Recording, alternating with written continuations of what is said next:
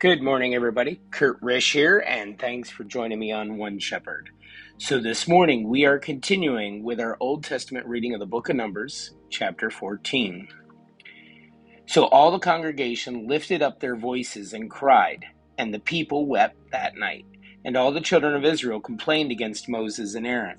And the whole congregation said to them, "If only we had died in the land of Egypt, or if only we had died in this wilderness. Why has the Lord brought us to this land to fall by the sword, that our wives and children should become victims? Would it not be better for us to return to Egypt?" So they said to one another, "Let us select a leader and return to Egypt." Then Moses and Aaron fell on their faces before all the assembly of the congregation of the children of Israel. But Joshua, the son of Nun, and Caleb, the son of Jephunneh, who were among those who had spied out the land, tore their clothes, and they spoke to all the congregation of the children of Israel, saying, The land we passed through to spy out is an exceedingly good land. If the Lord delights in us, then he will bring us into the land and give it to us, a land which flows with milk and honey. Only do not rebel against the Lord, nor fear the people of the land, for they are our bread. Their protection has departed from them, and the Lord is with us. Do not fear them.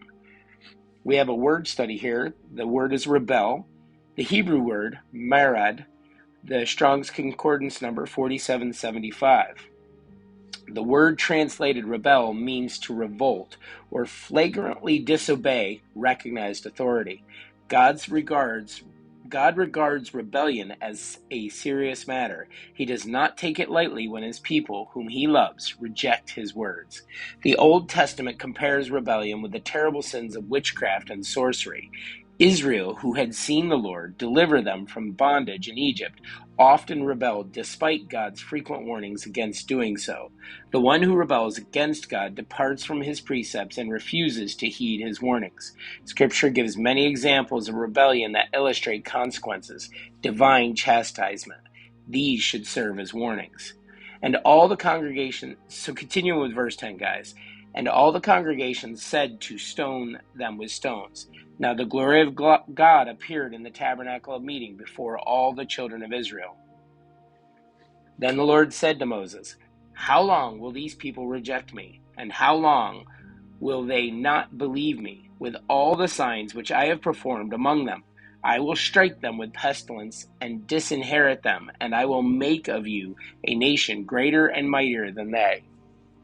And Moses said to the Lord, "Then the Egyptians will hear it, for by your might you brought these people up from among them, and they will tell it to the inhabitants of this land. They have heard that you are among these people, that you, Lord, are seen face to face, and your cloud stands above them. And you go before them in a pillar of cloud by day, and in a pillar of fire by night. Now if you kill these people as one man, then the nations which have heard of your fame will speak, saying, because the Lord was not able to bring this people to the land which he swore to give them, therefore he killed them in the wilderness.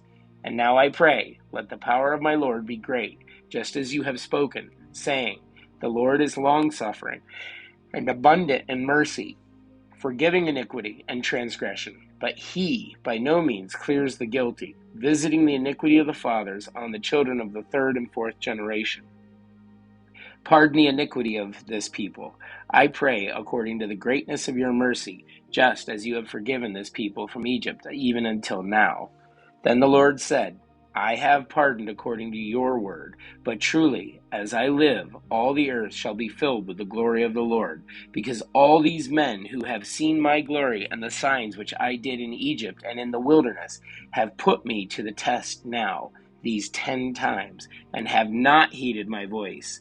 They certainly shall not see the land of which I swore to their fathers, nor shall any of those who rejected me see it.